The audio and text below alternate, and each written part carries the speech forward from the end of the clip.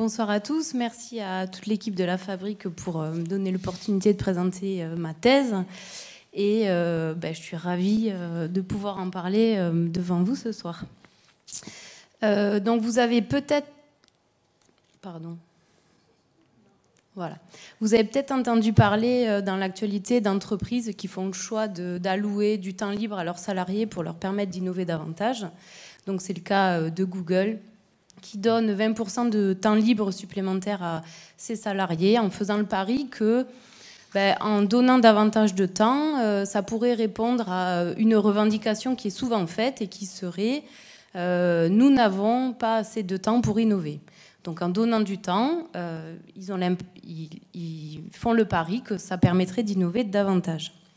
Dans ce contexte-là, quelque temps avant le début de ma thèse, j'ai rencontré une chercheuse d'un laboratoire de R&D du groupe Orange.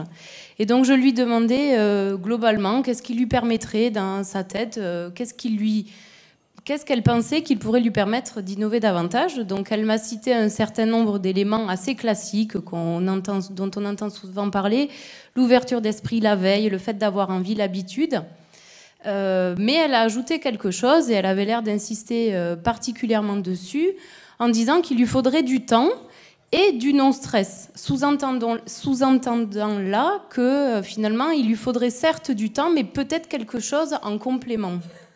Et donc ça m'a mis un peu la puce à l'oreille et puis ça a été assez fondateur pour le début de ma thèse et donc la suite de ce travail. Et l'idée que j'ai voulu développer, c'est de dire que finalement des entreprises font le choix de raisonner sur le temps en termes très quantitatifs. Ils choisissent d'allouer 20% du temps, alors qu'il me semblait qu'il y avait quelque chose à aller creuser plutôt en termes de qualité du temps. Et donc c'est cette question que j'ai été investiguer en particulier dans un centre de recherche et développement du groupe Engie.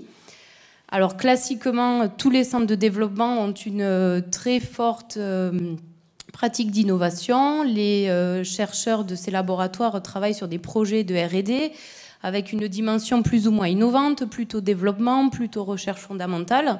Toujours est-il qu'ils pratiquent l'innovation au quotidien. Et donc je me suis intéressée très spécifiquement à des idées qui arrivent plutôt en cours de route. Alors c'est ce que j'appelle des initiatives intrapreneuriales. Donc c'est le fait de se retrouver dans son quotidien sur un projet que l'on a à faire et pour lequel on a à rendre des livrables très formalisés, et malgré tout d'avoir une idée qui arrive en cours de route. Et là où ces idées sont quand même très importantes pour le dynamisme de l'entreprise, c'est que souvent elles constituent les projets de développement des années futures. Et donc, l'idée de dire ces idées, on les laisse tomber, c'est pas tout à fait favorable pour le futur et le renouvellement des activités de l'entreprise. Et en même temps, les chercheurs se rendent compte que ces idées, ils n'ont aucune ressource, aucun moyen pour les faire progresser et les amener à un développement potentiel. Donc, il leur manque du temps, en particulier, pour faire progresser ces idées au moment où elles arrivent. Donc, en termes de résultats, j'ai décomposé le processus intrapreneurial en 3 étapes. C'est très classique. Donc, on identifie une nouvelle opportunité. On cherche à la poursuivre, à l'explorer, à évaluer son potentiel innovant. Et ensuite, on la développe souvent dans des projets de R&D formalisés. Donc là, il y a une allocation de ressources. Le premier résultat que j'observe est le suivant. D'abord, raisonner en termes d'un temps uniforme et pas tout à fait juste avec ce qui se passe en réalité, puisqu'on se rend compte qu'il y a des tas de formes de temps qui participent au processus intrapreneurial. Et en particulier pour les 2 premières phases, vous avez du temps collectif, du temps projet, du temps off, du temps qui vont ponctionner sur les livrables à fournir. Donc toute une variété de temps qui font que finalement, penser le temps de manière uniforme est peut-être pas tout à fait cohérent avec la réalité. Deuxième résultat, les 2 premières phases qui ont quand même fait l'objet plutôt de mon attention se caractérisent par une qualité qui est très singulière que j'ai appelée la disponibilité d'esprit. Donc pour ce qu'il s'agit de l'identification, on va pouvoir imaginer que cette disponibilité d'esprit, elle va permettre de laisser son esprit se promener aller regarder par la fenêtre, participer à des conférences, tout un tas de choses qui font que notre esprit se nourrit de choses qui nous permettent de faire émerger de nouvelles idées. Le deuxième aspect de cette disponibilité d'esprit, au niveau de la phase 2, au moment de la poursuite, il s'agit plutôt de se concentrer sur le sujet, de se focaliser et donc de faire peut-être abstraction des activités courantes qui continuent de fonctionner pour arriver à se détacher du quotidien et travailler sur cette idée qui émerge et qui sera peut-être porteuse pour le futur.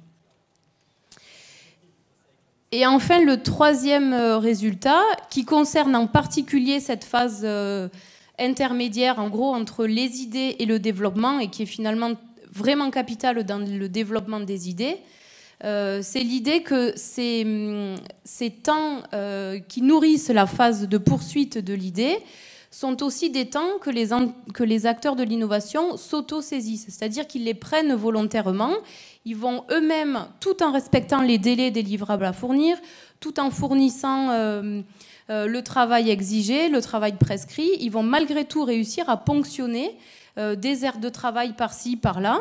Et donc il se trouve que ces temps autosaisis sont aussi des temps qui bénéficient de disponibilité d'esprit. Donc j'en arrive à la conclusion assez générale de dire que même si des entreprises font le choix d'allouer de manière quantitative du temps à leurs salariés, il y a peut-être un mécanisme un peu plus complexe à comprendre sur cette question du temps et de l'innovation. Et donc mon idée, c'est de dire que finalement, il faut plutôt laisser les acteurs s'auto-saisir de temps, qu'ils en prennent de leur propre gré, plutôt que de leur en donner de manière systématique et de manière descendante. D'accord, qu'ils l'attrapent et qu'ils s'en auto-saisissent eux-mêmes. Comment peut-on faire ça en pratique? Donc, je vous propose quelques pistes de réflexion qui sont évidemment qu'à l'état de pistes. Pour que cette auto-saisie puisse opérer, c'est-à-dire pour que les acteurs puissent très concrètement capter du temps dont ils ne disposent pas a priori, eh bien, il faut que dans l'entreprise, ces espaces-temps existent. Alors, ces espaces-temps, c'est probablement du temps qui n'est pas programmé à des activités. Il peut, par exemple, être trouvé dans le dimensionnement des projets de R&D. Envisager peut-être aussi de mentionner dans les livrables à fournir auprès des clients une ligne très spécifique à l'émergence d'idées nouvelles qui pourraient apparaître en cours de route. Donc ces espaces-temps aient une véritable concrétisation, mais toujours laisser les salariés pouvoir eux-mêmes le capter de leur propre gré. Deuxième piste de réflexion, ce serait de dire qu'il y a finalement une forme de compétence à mobiliser du temps, parce que si on se met à considérer que cette autosaisie de temps, c'est finalement un gain d'autonomie, une obtention de davantage de liberté individuelle dans l'organisation de son travail, il me semble aussi légitime de comprendre que l'activité managériale a une exigence en termes d'autodiscipline. Donc finalement, cette compétence permettrait d'équilibrer à la fois un gain supplémentaire de liberté et une autodiscipline nécessaire à ce que les projets en cours continuent de bien fonctionner. Et probablement, à mon sens, que cette compétence, elle est à développer à travers un dialogue managérial de confiance et probablement en particulier au niveau des managers de proximité et qui est un management de proximité plutôt bienveillant à l'égard de ces idées nouvelles qui apparaissent. Eh bien, bravo.